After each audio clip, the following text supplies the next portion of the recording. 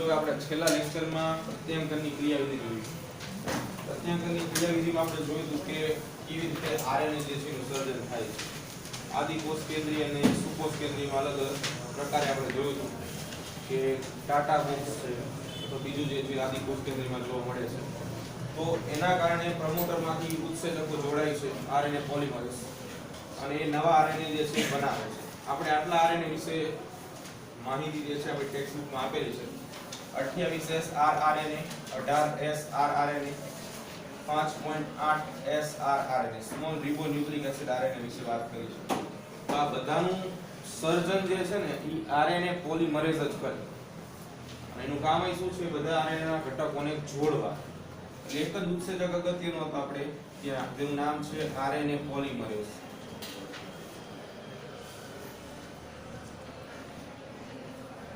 પ્રત્યાંકનની ક્રિયામાં ઉપયોગી હતો. ક્રિયાવિધિમાં આપણે આના વિશે જોયું. આરએનએ પોલિમરેઝના જે મુજબ આપણે ડીએનએ પોલિમરેઝ જોઈ ગયા છે એના ત્રણ પ્રકાર હતા. 1 2 3 એ રીતે આરએનએ પોલિમરેઝના ત્રણ પ્રકાર છે.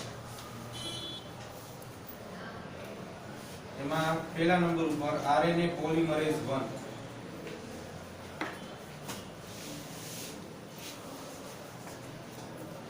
બીજું આરએનએ પોલિમરેઝ 2 અને ત્રીજું આરએનએ પોલિમરેઝ 3. ત્રણ અલગ અલગ પ્રકારના આરએનએ પોલિમરેઝ છે, જોડવાનું કામ કરશે આરએનએ ના ટુકડાઓને. તો એમાં જે સૌથી પહેલા 28S rRNA, 18S rRNA, 5.8S rRNA આ બધાનું નિર્માણ જે છે એ આરએનએ પોલિમરેઝ 1 કરશે.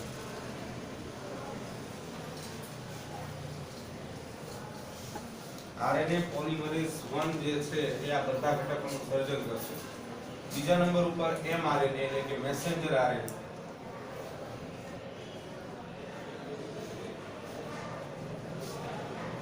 આ મેસેન્જર આરએનએ નું નિર્માણ આરએનએ પોલિમરેઝ 2 કરશે. છેલ્લે tRNA એટલે transfer RNA, 5S rRNA, snRNA એટલે કે સ્મોલ ન્યુક્લિયર આરએનએ. આ ત્રણે ત્રણ પ્રકારના આરએનએ નું નિર્માણ આરએનએ પોલિમરેઝ 3 કરશે. આ ત્રણે ત્રણ આરએનએ પોલિમરેઝ અલગ અલગ ઘટકોનું સર્જન કરશે. ઇન શોર્ટમાં બધા છે આરએનએ પોલિમરેઝના પ્રકાર. આપણે જે છેલ્લે જોઈ ગયા હતા કે ડીએનએ માંથી આપણે જે કઈ આરએનએ બનાવી છે આ આરએનએ અત્યારે પુખ્ત નથી હોતો અથવા તો એને આપણે એમ કહી શકાય કે અસ્થાયી આરએનએ હોય છે, એનું સ્થાયિત્વ હોતું નથી. તો આપણે આ આરએનએ ને સ્થાયી આરએનએ બનાવવાનો હોય અને એવો આરએનએ બનાવવાનો હોય કે જે આરએનએ એમાંથી પ્રોટીનનું સર્જન કરી શકે. કે સેન્ટ્રલ ડોગ્માની અંતિમ નિપજ જે છે એ પ્રોટીન જ છે. પ્રોટીન જે છે એ સેન્ટ્રલ ડોગ્માની અંતિમ નિપજ છે.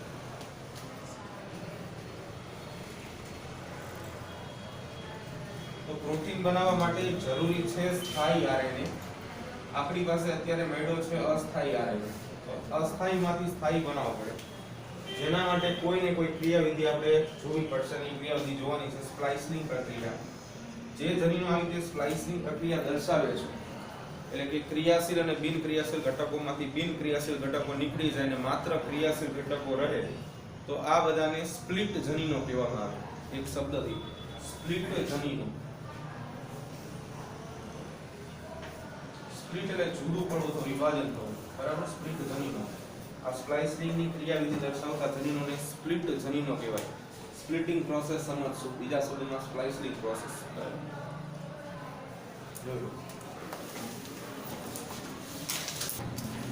જો તમને યાદ હોય તો આપણે ડીએનએ સ્વયંજનનમાં જોઈ ગયા હતા કે ડીએનએ સ્વયંજનનની અંદર આવી બે કુંતલો હતી.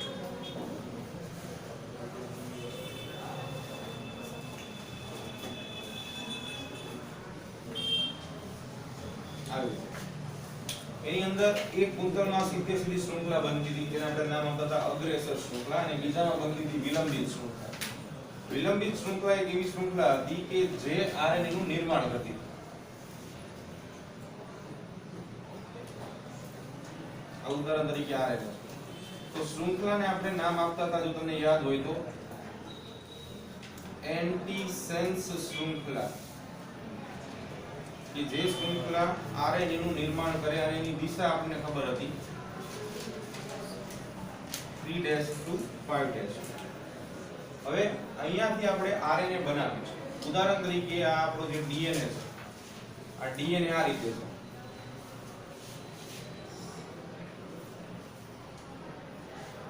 એન્ટીસેન્સ શૃંખલાની વાત કરીશું 3' અને 5'. આ જ શૃંખલા ત્યાં મૂકેલી છે ઉદાહરણ. હવે અહીંયા શું થાય છે કે આપણે જાણતા હતા કે અહીંયા જે આરએનએ બને છે ઉદાહરણ તરીકે આ ટુકડો જે છે એ આરએનએ નો હોય તો એ પ્રત્યાંકનની ક્રિયાથી બને છે.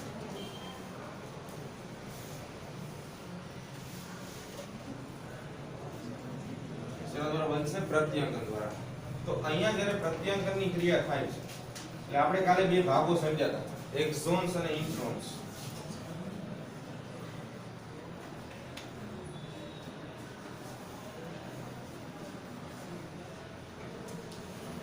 એક્સોન્સ અને ઇન્ટ્રોન્સ. એમાં એક્સોન્સ જે છે એ કેવા હતા? ક્રિયાશીલ ભાગ હતા. જ્યારે ઇન્ટ્રોન્સ કેવા હતા? બિન ક્રિયાશીલ ભાગ હતા. તો અહીંયા એવી રીતે એક્સોન્સ ઇન્ટ્રોન્સ અને એક્સોન્સ જોવા મળે. જ્યારે અહીંયા પ્રત્યાંકનની ક્રિયા થશે એટલે કે ડીએનએ માંથી આરએનએ બનવાની ક્રિયા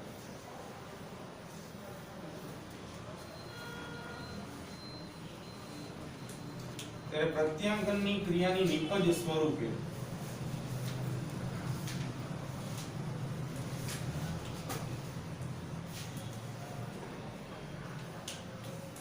તમને આવી કુંતલ મળશે.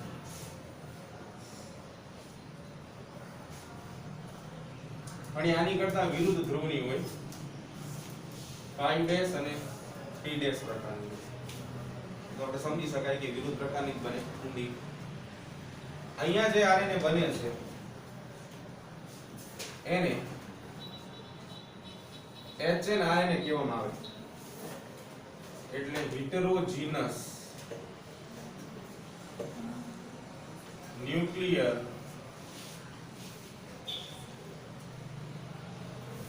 આરએનએ. Heterogeneous nuclear RNA. અહીંયા જે બનતો એચએન આરએનએ છે એ અતિશય માત્રામાં અસ્થાયી પ્રકારનો હોય. એની સ્થાયીતા ખૂબ જ ઓછી હોય એટલે આપણે એને સ્થાયી બનાવવો પડે. જો એ સ્થાયી બને ને તો આગળ ઈ પ્રોટીન સંશ્લેષણ કરી શકે. તો એચએન આરએનએ જે બને છે જે મુજબ એક્સોન્સ ઇન્ટ્રોન્સ અને એક્સોન્સ હતા એવી રીતે અહીંયા કોડિંગ શૃંખલા અથવા તો સાંકેતિક શૃંખલા જોવા મળે. કોડિંગ, નોન કોડિંગ અને કોડિંગ. કોડિંગ એટલે કે જ્યાં કોડોન્સ હાજર છે એવી શૃંખલા, નોન કોડિંગ એટલે જ્યાં કોડોન્સ નથી અને કોડિંગ એટલે જ્યાં પાછા કોડોન્સ છે. એટલે કોડિંગ શૃંખલાને સાંકેતિક શૃંખલા કહેવામાં આવે અને નોન કોડિંગ શૃંખલા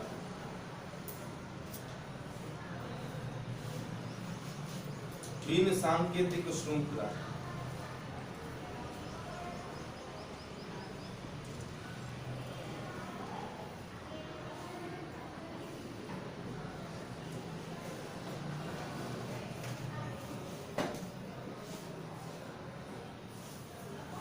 હવે એમાં સૌથી પહેલા કેપિંગ પ્રોસેસ થાય.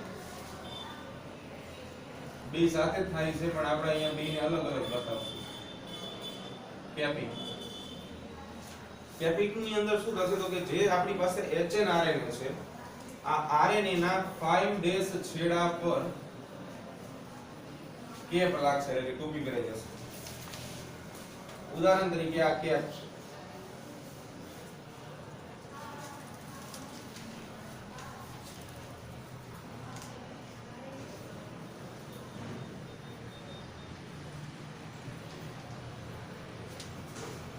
7 mg એટલે કે 7 મિથાઇલ ગ્વાનોસાઇન ની કેપ હશે. શેની કેપ હશે? 7 મિથાઇલ ગ્વાનોસાઇન 1 2 ને 3 એટલે 7 mg કેપ કહેવામાં આવે છે. 7 મિથાઇલ ગ્વાનોસાઇન આ પેલા લાગશે.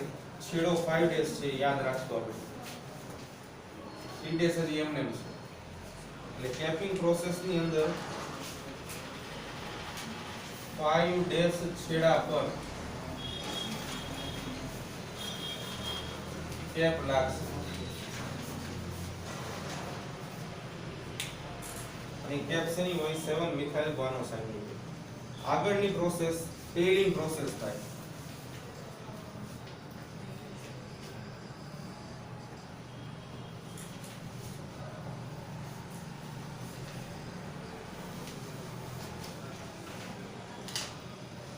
ટેલિંગ પ્રક્રિયાની અંદર જો આટલો ભાગ તો ઓલરેડી છે જ તે આપણે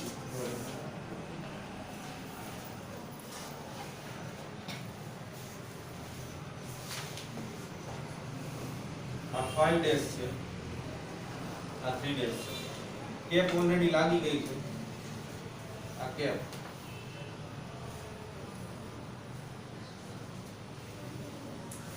7 mg કેપ કહેવાય આને. એટલે કે 7 મિથાઇલ ગ્વાનોસાઇન કેપ. ટેલિંગ પ્રક્રિયામાં પાછળની બાજુ ટેલ લાગશે, પૂંછડી. એ ટેલ આવી લાગશે.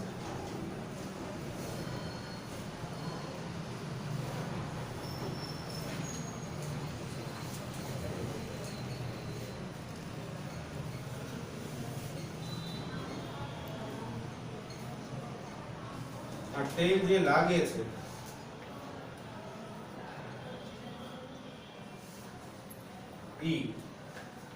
એડિનાઇલિક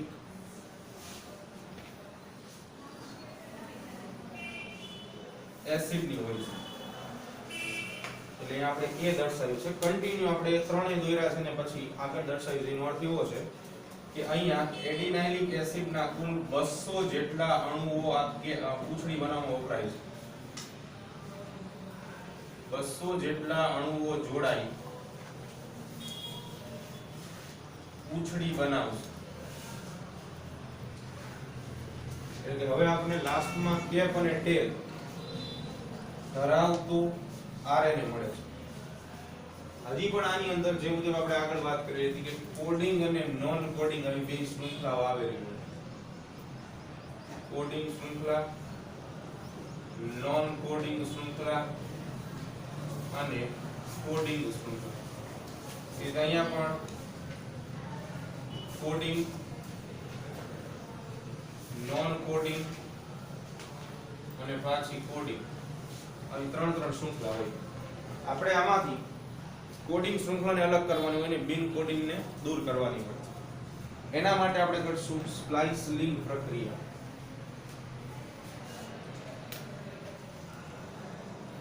સ્પ્લાઇસિંગ પ્રક્રિયા તો એની અંદર ખાસ કરીને માત્ર કોડિંગ શૃંખલા તે વધશે. નોન કોડિંગ અથવા તો બિન સાંકેતિક શૃંખલા જે છે એ દૂર થઈ જશે. 7 mg કેપ એમનેમ છે. પાછળની બાજુ જે એડિનાઇલિક ટેલ એટલે કે પૂંછડી છે એ પણ એમનેમ છે.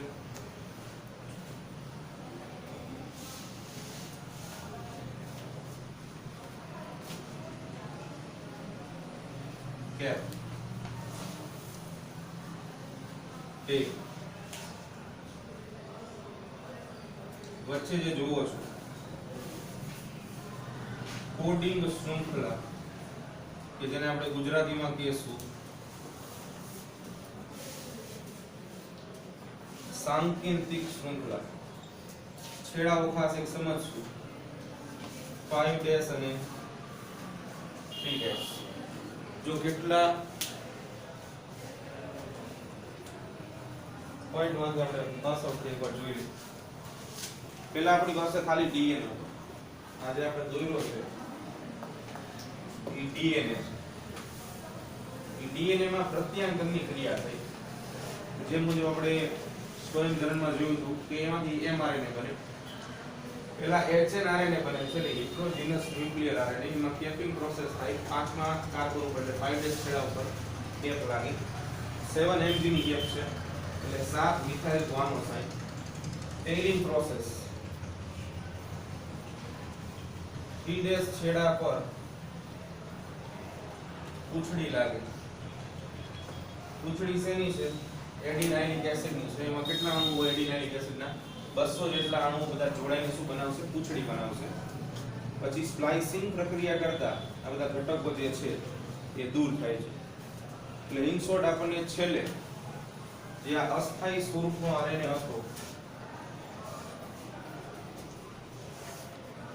એમાંથી સ્થાયી સ્વરૂપનો આરએનએ જે છે પ્રાપ્ત થાય છે અને જે આગળ કામ કરશે આની સાથે આમાં સ્મોલ ન્યુક્લિયર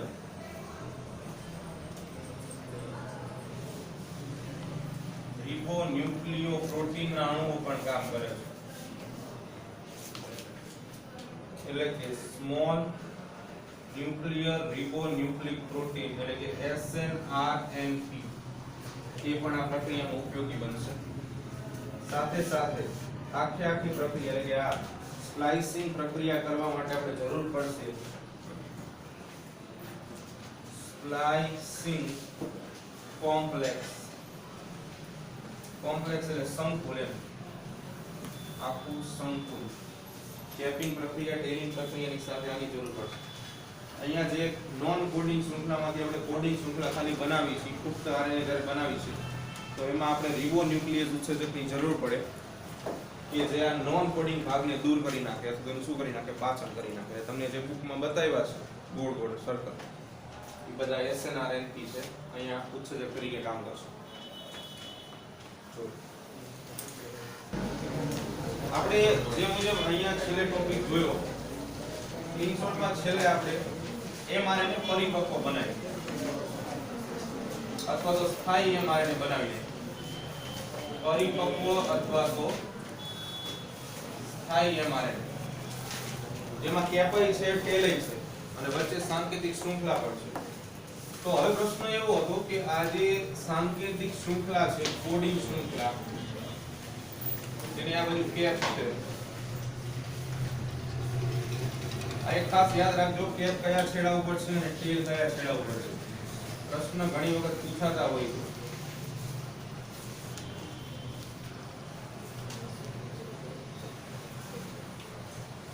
તો વચ્ચે જે સાંકેતિક શૃંખલા છે આપણા એમઆરએનએ ની અંદર એમાં કંઈક ને કંઈક કોડોન્સ આવેલા છે અથવા તો કોડિંગ શૃંખલા હવે આપણે સેન્ટ્રલ ડોગમાના છેલ્લા સ્ટેપમાં છીએ એટલે કે એમઆરએનએ તો બની ગયો છે એમાંથી હવે ખાલી શું બનાવવાનું છે પ્રોટીન બનાવવાનું છે તો એના માટે સૌથી પહેલા જે આ સાંકેતિક શૃંખલા છે જેની ઉપર ઘણા બધા અલગ અલગ પ્રકારના કોડ ગોઠવાયેલા છે ખાસ આ વસ્તુ યાદ રાખજો આરએનએ ની સાંકેતિક શૃંખલા છે એટલે એની અંદર કોડમાં UCAG હોય બીજા કોઈ હોય નહીં ડીએનએ ના કોઈ લખવાનું નથી ઘણી વખત તમે અમુક સાહિત્યમાં જોશો તો જે કેપ છે ને આ જ રીતે દર્શાવી હશે પણ ટેલ જે છે પૂંછડી એને આમ દર્શાવી હશે એ સાચું છે ખોટું કઈ નથી અલગ અલગ રીતે દર્શાવી શકાય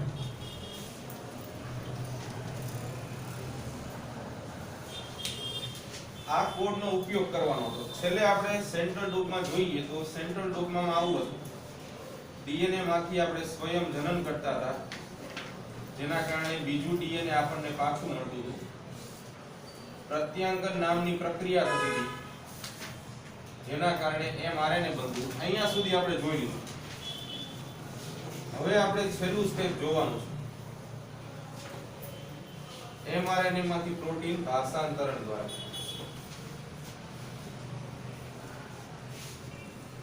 આના માટે એમઆરએનએ માંથી આપણે પ્રોટીન બનાવવાનું છે તો પ્રોટીન સીધું તો નહીં બને કેમ કે પ્રોટીન જે છે એ પોલિમર છે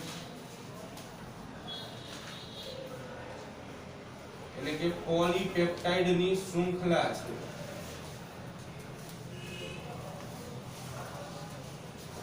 એના માટે એનો મોનોમર જોશે આપણે કે જેનું નામ છે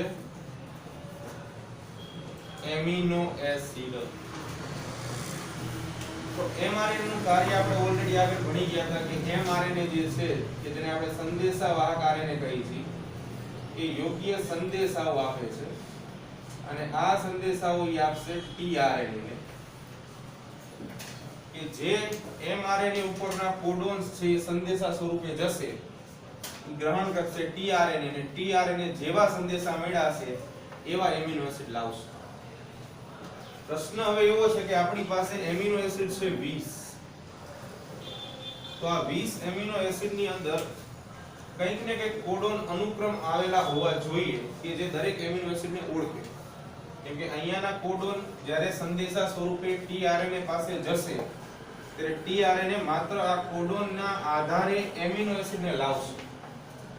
તો એનો અર્થ એવો થયો કે દરેક એમિનો એસિડ ને આપણે ચોક્કસ કોડ થી ઓળખતા હોવા જોઈએ. એટલે હવે કોડોન જોશે જનીન સંકેત સ્વરૂપે. જનીન સંકેતો આપણે બનાવવાના હતા 20 એમિનો એસિડ માટે. તો 20 એમિનો એસિડ માટે સૌથી પહેલા આપણે સંકેતો બનાવવાના હતા. ગણિત શાસ્ત્રીઓ બાયોલોજીમાં ઘૂસી ગયા અને એક સામાન્ય સૂત્ર આવ્યું n raised to small n. આ સૂત્ર n raised to small n. જ્યાં કેપિટલ N તમે જે જુઓ છો કેપિટલ N એટલે ઈ નાઇટ્રોજન બેઝની સંખ્યા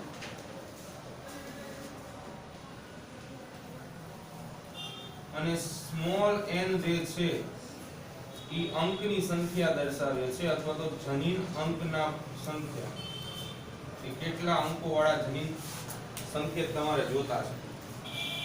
જનીન સંકેતના અંકો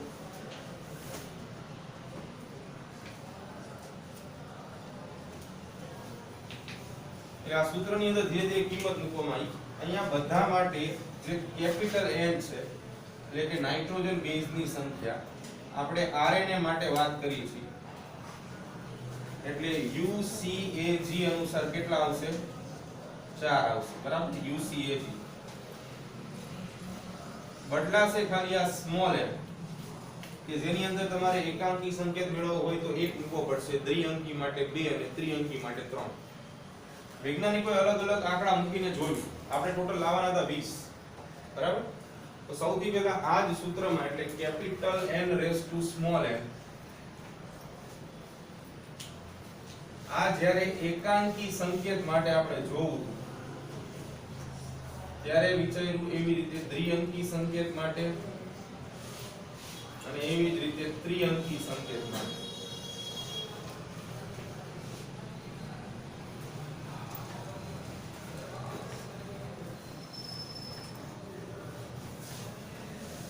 એકાંકી સંકેત માટે આપણે સ્મોલ n બરાબર 1 મૂકશું એટલે capital N raise to small n 4 raise to 1 ચાર સંકેતો મળ્યા. હવે આપણે લાવવાના હતા 20 એમિનો એસિડ માટે તો ચાર સંકેતો બહુ જ ઓછા પડે એટલે આ ચાલ્યું નહીં. એટલે કે 20 એમિનો એસિડ માટે ઓછા પડ્યા. ડિરેનબર્ગે આ વિશેની માહિતીઓ આપેલી દ્વિઅંકી મૂકવી જોઈએ એટલે કે n = 2 મૂકીને જોઈએ.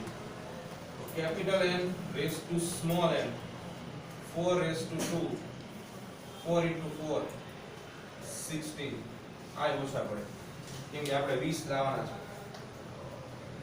Same to same 20 amino acid માટે ઓછા સંકેતો પડ્યા.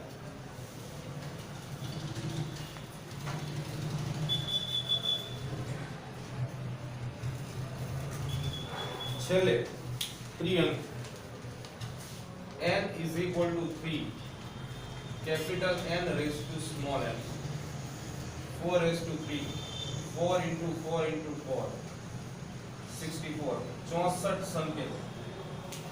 20 કરતા ઘણા બધા વધારે હતા પણ આ બંનેની સાપેક્ષે આ જે છે છેલ્લે માન્ય ગણના કેમ કે 64 જે છે એ બરોબર છે અને આ 64 સંકેતો 20 એમિનો એસિડ માટે ઉપયોગમાં લેવાના.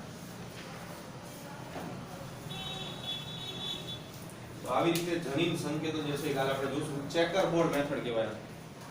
ચેકર બોર્ડ મેથડ થી આપણે 64 જનીન સંકેતો મેળવશું જે 20 એમિનો એસિડ માટે કામ કરશે અને એનું સંકેતન ચોક્કસ સંકેતન આપશે અને જેના કારણે અહીંયા પ્રોટીન બનશે એટલે કે પોલીપેપ્ટાઇડની શૃંખલા બનશે.